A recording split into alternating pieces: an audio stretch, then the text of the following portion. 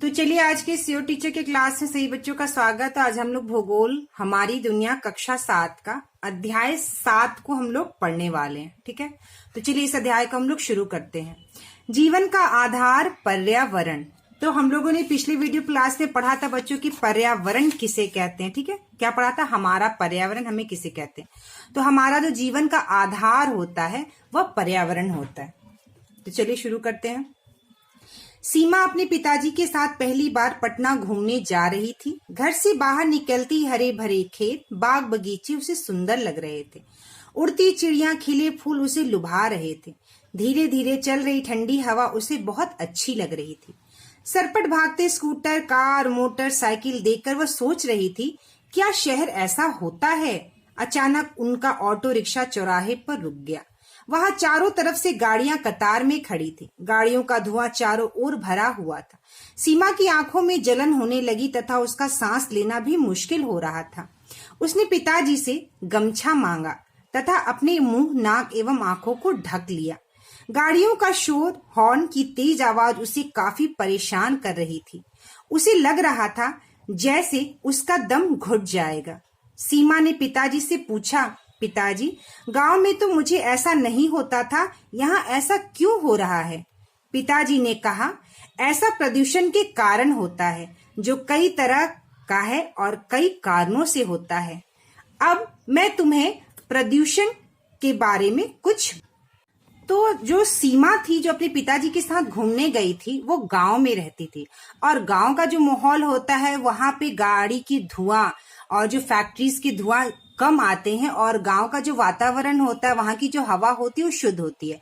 जब सीमा शहर में आई तो गाड़ियां इतनी ज्यादा, सड़क पर, रोड पर गाड़ियां चल रही थी, गाड़ियों की इतनी आवाज आ रही थी और उन गाड़ियों से, उन फैक्ट्रियों से जो धुआं निकल रहा था, वो सीमा को क्या कर, उसकी आंखों को, उसने क्या किया था, पूरा उसको सांस लेने में दिक्कत हो रही थी। क्या हो रहा था बच्चों? सीमा को सांस लेने में दिक्कत हो रही थी। सांस लेने में क्यों दिक्कत हो रही थी? क्योंकि उसको धुआं जो है, धुआं से एलर्जी हो रहा था। और जब हमें बहुत ज्यादा धुआं लगता है तो हमें भी सांस लेने में दिक्कत होती है, हमें खांसी जैसा महसूस होता है, हमारे आंखों में जलन होता है। तो सीमा भी जब अपने पिताजी के साथ वहां गई शहर में, तो उसे भी काफी परेशानी हो रही थी। तो उसने अपने पिताजी से पूछा कि ऐसा क्यों हो रहा है। तो उसके पिताजी ने बताया कि ऐसा क्यों हो रहा है, ये प्रदूषण के कारण होता है। और पिताजी उसको समझाते हैं कि प्रदूषण किसे कहते हैं। ठीक है, तो चलिए हम लोग आगे बढ़ते हैं। उनके पिताजी देखते हैं क्या समझाते हैं। वायु प्रदूषण। जब वायु में कार्बन डाइऑक्साइड एवं अन्य हानिकारक गैसों की मात्रा बढ़ जाती है तो यह वायु प्रदूषण कहलाता है। ठीक है, वायु में मतलब जो हम हवा सांस लेते हैं, उस सांस में जब कार्बन डाइऑक्साइड का जो सूत्र होता है वो क्या होता है बच्चों? CO2। क्या बोलते हैं? CO2, carbon dioxide. तो कार्बन डाइऑक्साइड और जो दूसरे गैस होते हैं, जो गाड़ियों के धुओं से निकलते हैं, जो फैक्ट्रीज जो होती हैं उसमें की चिमनी के जो धुएं से निकलते हैं, तो जब गैस की जो मात्रा है हवा में यानी वायु में बढ़ जाती है तो उसे क्या कहते हैं? वायु प्रदूषण कहलाता है। ठीक है, पहला ये पॉइंट है कि वायु प्रदूषण किसे कहते हैं। अब चलिए ध्वनि प्रदूषण। वायुमंडल में अवांछित तीव्र ध्वनि की मौजूदगी जो हमारे कानों एवं मस्तिष्क को पीड़ा दे, ध्वनि प्रदूषण कहलाता है। यह प्राय लाउड स्पीकर, डीजे, वाहनों के शोर से उत्पन्न होता है। तो ध्वनि प्रदूषण क्या होता है बच्चों? ध्वनि का अर्थ होता है आवाज। ठीक है, देखिए यहाँ पे बना हुआ है लाउड स्पीकर। तो जो बहुत तेज जब गाना बजता है, डीजे बजता है, बहुत तेज आवाज अगर हो और अगर आप वहां कहीं चले जाइए और बहुत तेज आवाज आती हो तो आपको सर में दर्द होगा, आपको कानों को भी तकलीफ होगी। क्या होता है बच्चों? कान को भी तकलीफ होती है और मस्तिष्क, हमारे सर को भी दर्द महसूस होता है, हमें अच्छा नहीं लगता है। तो उस तरह के क्या कहते हैं उसको? ध्वनि प्रदूषण कहते हैं। जो शोर, गाड़ियों का जो हॉर्न बजता है, पीपी की जो आवाज आती है, और ढेर सारे वाहन होंगे तो ढेर सारी आवाज आएगी। जब जाम लगता है तो लोग गाड़ी में हॉर्न देते हैं। इस वजह से जो है ध्वनि प्रदूषण होता है, जो हमारे कान को और मस्तिष्क को नुकसान पहुंचाता है। सीमा ने पिताजी से कहा, पिताजी, क्या हम पैदल नहीं चल सकते? पिताजी ने कहा, धूप अधिक तेज है, ऐसे में पैदल चलना मुश्किल होगा। हम आगे जाकर ऑटो रिक्शा छोड़ देंगे, फिर पैदल चलेंगे। चलिए आगे बढ़ते हैं।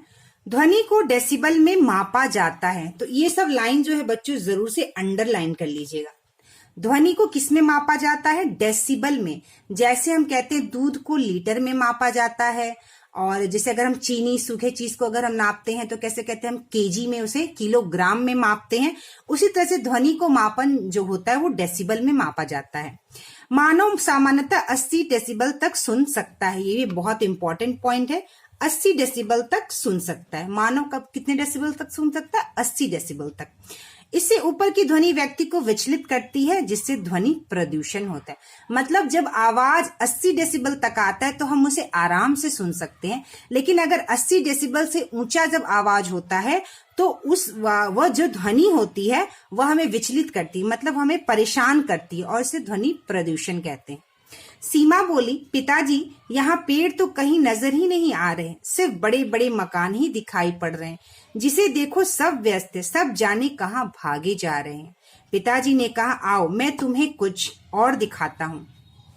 वे उसे गंगा नदी के किनारे अंटा घाट ले गए। नजदीक आने पर सीमा ने देखा नदी का पानी काफी गंदा था। कुछ लोग वहां साबुन से कपड़े धो रहे थे तो कुछ स्नान कर रहे थे। पास ही में एक गंदा नाला भी गंगा में गिर रहा था, जिसके मुहाने पर पानी बहुत गंदा था।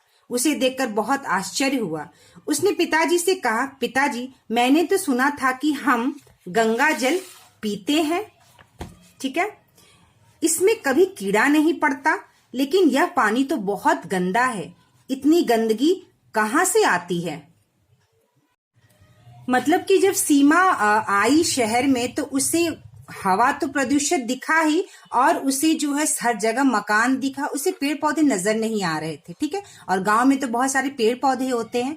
और जो पानी था, उनके पिताजी ने दिखाया कि हमारा जो गंगा है वो भी प्रदूषित हो चुका है, हमारी जो गंगा बह रही है वह भी प्रदूषित हो चुकी है। तो हमारा जब पानी प्रदूषण होता है तो उसको हम क्या कहते हैं? गंदा होता है, उसे जल प्रदूषण कहते हैं। जब वह पानी पीने लायक नहीं रहता, उपयोग करने लायक नहीं रहता, तो वह पानी जो है गंदा हो जाता है और वह जल प्रदूषण कहलाता है। जल में किसी बाहरी पदार्थ की उपस्थिति जो जल के स्वाभाविक गुणों को इस प्रकार परिवर्तित कर कि जल स्वास्थ्य के लिए नुकसानदायक या उपयोग करने लायक न रहे, जल प्रदूषण कहलाता है। तो देखिए, जल प्रदूषण की बहुत ही अच्छी परिभाषा यहाँ दी हुई है। मतलब जल में यानी पानी में इस तरह की चीजें जब आ जाती हैं, जब उसका पानी का जो रूप है वह बदल जाता है, वह पानी हम पी नहीं सकते, वह पानी हम उपयोग नहीं कर सकते, तो वह जल प्रदूषण कहलाता है। पिताजी ने कहा, बेटा घरों से निकलने वाला सारा गंदा पानी नालों से होता हुआ नदी में आ रहा है, यानी घर का जो गंदा पानी है वह नदी में बहता है। फैक्ट्रियों से निकलने वाला कचरा भी नालियों से होता हुआ नदी में ही गिर रहा है। फैक्ट्री का भी गंदा कहाँ गिर रहा है? जल में, नदी में, जिसके कारण नदी का पानी काफी गंदा हो गया। अब तो इसमें इतनी गंदगी है कि इसे पानी तो पीना तो दूर, स्नान करने में भी हमें परेशानी महसूस कर रहे हैं। सीमा को बड़ा दुख हुआ। उसे दादी की बताई सारी बातें याद आ रही थी, तो जो उन्होंने उसे गंगा नदी के बारे में बताया था, ठीक है। क्यों दुख हुआ? क्योंकि पहले कहते थे ना, गंगा जल का जो पानी है वह हम पीते थे, और सच्चाई भी ये थी कि गंगा जल का पानी पहले बहुत शुद्ध था, लेकिन अब गंगा जल का पानी पीने लायक नहीं रह गया। लौटते समय सीमा को सड़क पर फैले नाली के पानी से होकर जाना पड़ा। उसने पूछा, पिताजी यहाँ इतना पानी कहाँ से आया? वर्षा तो हुई नहीं। पिताजी ने कहा, यह नाली का गंदा पानी है जो नाली से जाम होने के कारण सड़क पे बह रहे हैं। यानी कि जो शहर में नाली है वह भी जाम होने के कारण नाली का पानी वो गड्ढे में जाकर नहीं गिरता और सड़क पर बहने लगता है। सीमा ने पूछा, क्या यहाँ नालियों की सफाई नहीं होती? पिताजी ने समझाया, बेटा सफाई तो होती ही है, लेकिन हम पॉलीथीन का प्रयोग कर उसे जहां तहां फेंक देते हैं, जो हवा द्वारा उड़कर नाली में पहुंचकर उसे जाम कर देते हैं। सीमा ने कहा, पता नहीं इतनी दिक्कत के बाद भी लोग पॉलीथीन का उपयोग क्यों करते हैं। धीरे धीरे गर्मी बढ़ रही थी। गर्मी के कारण दोनों का बुरा हाल था। सीमा बोल पड़ी, पिताजी यहाँ इतनी गर्मी क्यों पड़ रही है? हमारे गांव में तो इतनी गर्मी नहीं लगती, ठीक है। तो जो सीमा थी, वो देखी नाली का पानी जो है वो रोड पर बह रहा, तो उसने भी पिताजी से पूछा, क्या नाली साफ नहीं होती? तो नाली तो सरकार साफ करवाती ही है, लेकिन हम जैसे लोग, हम जो लोग हैं वो क्या करते हैं? कोई भी पॉलिथीन, कोई भी कचरा, कोई भी कागज, हम कुछ भी खरीदते हैं सड़क पर, कुछ भी खाते तो उसे हम सड़क पर फेंक देते हैं, और जब सड़क पर फेंकते हैं तो वह हवा से बहकर नाली में चल जाता है और नाली को जाम कर देता है।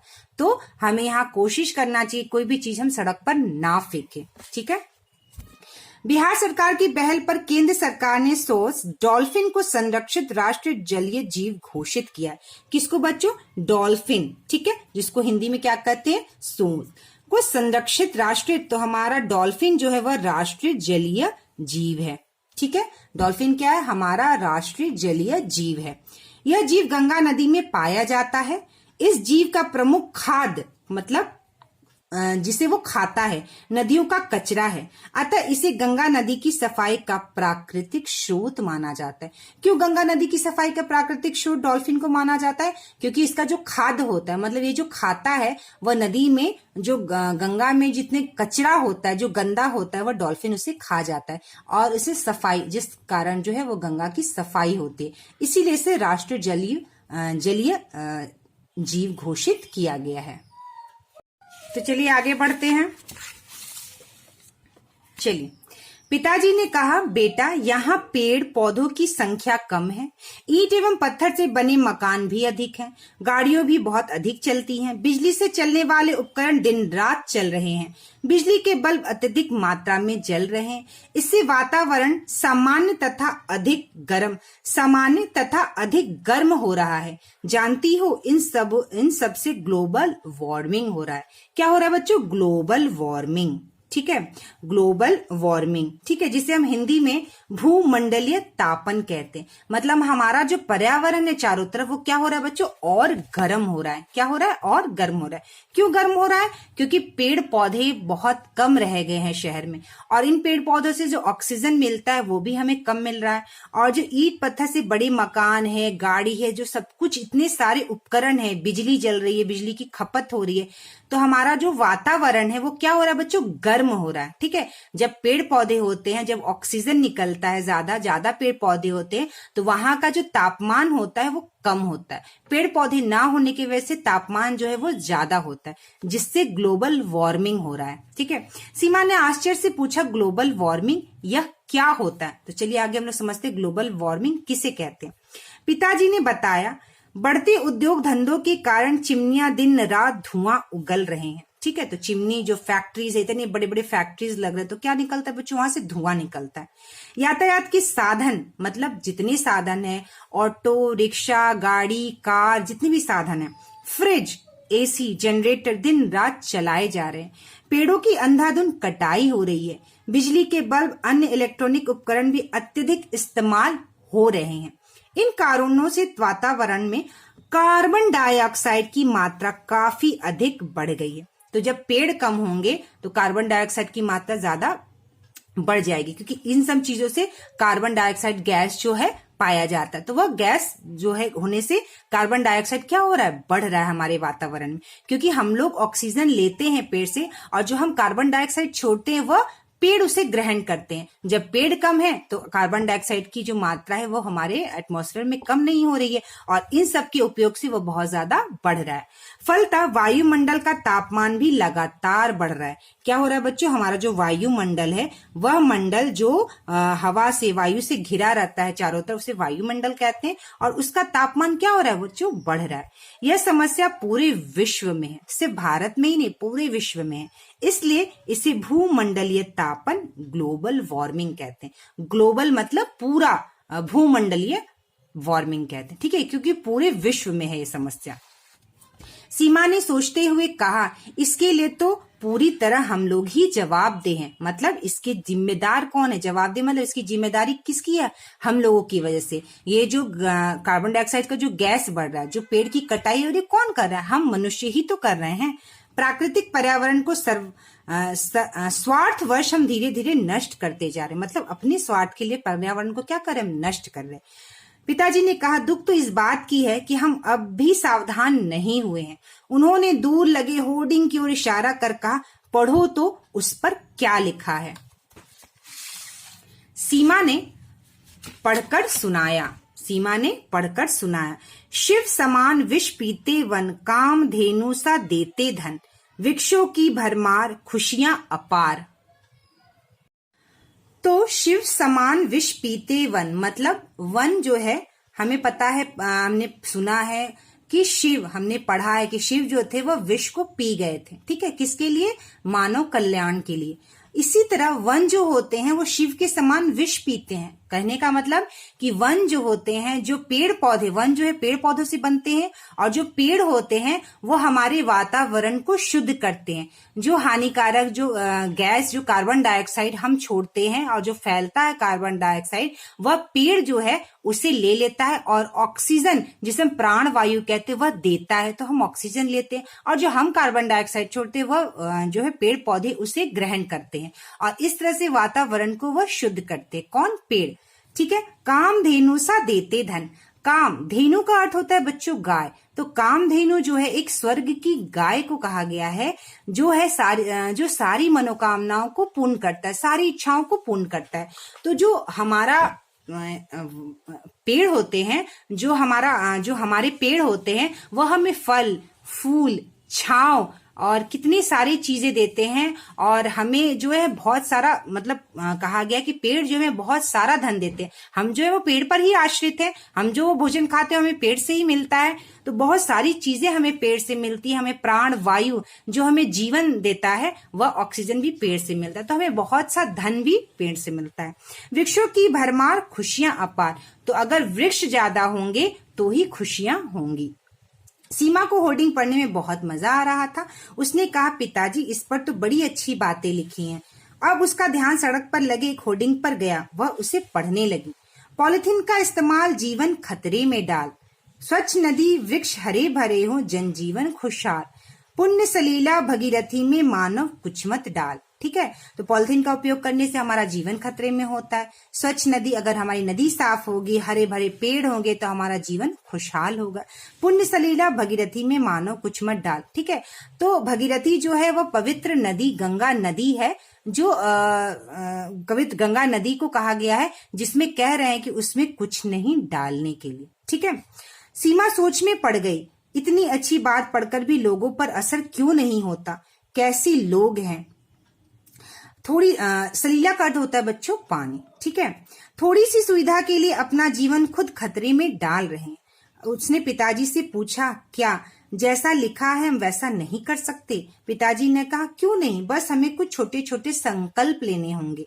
हमें पेड़ पौधों को नुकसान नहीं पहुंचाना होगा, खूब वृक्ष लगाने होंगे, वाहनों का प्रयोग कम करना होगा, साइकिल चलाने एवं पैदल चलने की आदत डालनी होगी, नालियों का गंदा पानी नदी में न जा पाए, इसके लिए सोखता गड्ढा बनवाना होगा। तो बच्चों, आप लोगों ने देखा होगा कि सोखता गड्ढा बहुत सारे विद्यालय में भी बना हुआ है, बहुत सारे विद्यालयों में भी पाया जाता है। क्या होता है सोखता गड्ढा? गड्ढा का अर्थ होता है गड्ढा करना, सोखता मतलब कोई चीज है वो सोखता है।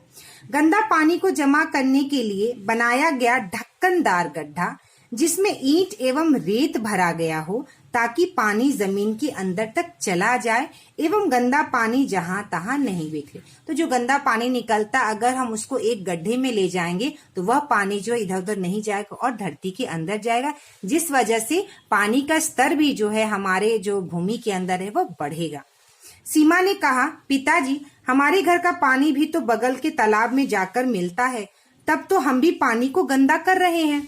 तो सीमा ने क्या कहा कि हमारे जो घर का पानी है वह भी तालाब में जाता है, जिससे हम गंदा कर रहे हैं, हमें भी तो ऐसा नहीं करना चाहिए। उसके पिता ने भी सहमति जताई। तो उसने तुरंत बताया कि हम लोग भी तो यही करते हैं, हम लोग को ऐसा नहीं करना चाहिए।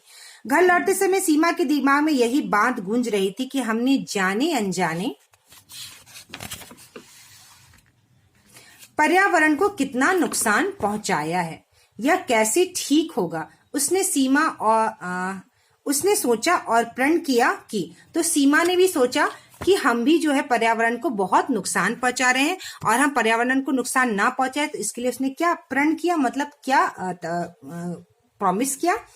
मैं अधिक से अधिक वृक्ष लगाऊंगी, मैं पॉलिथीन का उपयोग नहीं करूंगी, मैं जहां तक संभव होगा खनिज तेल चलित वाहनों का प्रयोग कम करूंगी, मैं गंदे पानी का निपटारा उचित तरीके से करूंगी, मैं जल को संरक्षण करूंगी तथा दूसरों को भी ऐसा करने के लिए प्रेरित करूंगी। ठीक है, तो सीमा ने संकल्प लिया, ये प्रण लिया कि मैं ये सारी चीजों को करूंगी जिससे हमारा पर्यावरण बच सके। तो सीमा ने तो यह संकल्प और प्रण ले लिया कि वह ऐसा करेगी। तो कह रहे क्या हम सब सीमा जैसा करेंगे? तो बच्चों, हर चीज जो हम पढ़ते हैं उससे हमें कुछ शिक्षा मिलती है, और इस पाठ से हमें शिक्षा मिलती है बच्चों कि हमें पानी को बर्बाद नहीं करना चाहिए, हमें पानी को गंदा नहीं करना चाहिए, पानी की बचत करनी चाहिए। ठीक है, और अगल बगल आस पास कोशिश करनी चाहिए कि हम ज्यादा से ज्यादा पेड़ लगाएं। पॉलिथीन का भी उपयोग हमें कम से कम करना चाहिए। तो हम भी कोशिश करेंगे कि हम अपने पर्यावरण को बचाने के लिए सब चीजें करें। रामू की बुद्धिमानी, छोटी सी कहानी हम लोग इसको पढ़ लेते हैं, बहुत ही अच्छी। गोविंदपुर गांव के तालाब में गंदगी थी, जिस कारण मच्छर भी खूब थे। रामू ने सुना था कि अगर इसमें मछलियां पाल दी जाए तो मच्छरों की संख्या तो कम होगी ही, पानी भी साफ हो जाएगा। उसने यह बात गांव वालों को बताई। उसने बताया कि मछलियों में यह गुण है कि वह मच्छर के लार्वा को खाने के साथ साथ पानी की गंदगी को भी दूर करता है। गांव वालों की उसकी बात अटपटी लगी, मतलब उसको समझ में नहीं है। गांव वालों को बहुत ही अटपटा, खराब लगा। वह अपने कुछ दोस्तों के साथ नजदीक के मत्स्य पालन केंद्र जाकर, मत्स्य पालन केंद्र जहां मछली पाली जाती है, जाकर छोटी मछली लेकर आया तथा उसे तालाब में डाल दी। कुछ दिनों में ही परिणाम सामने आया। मच्छर तो कम हुए ही, जल भी पहले से साफ था। अब तालाब के आसपास पक्षियों का झुंड भी नजर आने लगा था। क्यों नजर आने लगा? क्योंकि सारे पक्षी जो है वह पानी पीने लगे थे। साथ ही मछलियां भी भोजन के लिए उपलब्ध थीं। फिर क्या था, गांव के सब लोगों ने अन्य तालाबों में मछलियां पाली। आज रामू की बुद्धिमानी पर सभी खुश हैं। सभी ने रामू की बुद्धि को सराहा। तब रामू ने कहा, आप इन तालाबों में सिंघाड़ा और मखाना की खेती कर और अधिक लाभ प्राप्त कर सकते। मतलब जो मछली होते हैं वह मच्छर के लार्वा को खा जाते हैं और पानी को भी साफ करते हैं। ठीक है, तो हम लोगों ने रामू की बुद्धिमानी से गांव का बहुत भला हुआ। उनको मत्स्य पालन करने से मछली भी खाने के लिए उपलब्ध थी और वहां सिंघाड़ा और मखाना की भी वह खेती कर सकते थे। ठीक है, तो यह भी हम लोगों ने पढ़ लिया है यह पाठ कि पर्यावरण जो है हमारे जीवन का आधार होता है। वायु प्रदूषण क्या है, जल प्रदूषण क्या है, ध्वनि प्रदूषण क्या है, ध्वनि प्रदूषण को किसमें मापा जाता है, और बहुत इंपॉर्टेंट टॉपिक हम जो ने पढ़ा, ग्लोबल वार्मिंग किसे कहते हैं। कार्बन डाइऑक्साइड के स्तर बढ़ने से हमारा वातावरण गर्म हो रहा है, इसे ग्लोबल वार्मिंग कहते हैं। ठीक है, तो चलिए नेक्स्ट वीडियो क्लास में हम लोग इसका जो है क्वेश्चन आंसर जो है, हम लोग नेक्स्ट वीडियो क्लास में इसका क्वेश्चन आंसर बनाएंगे।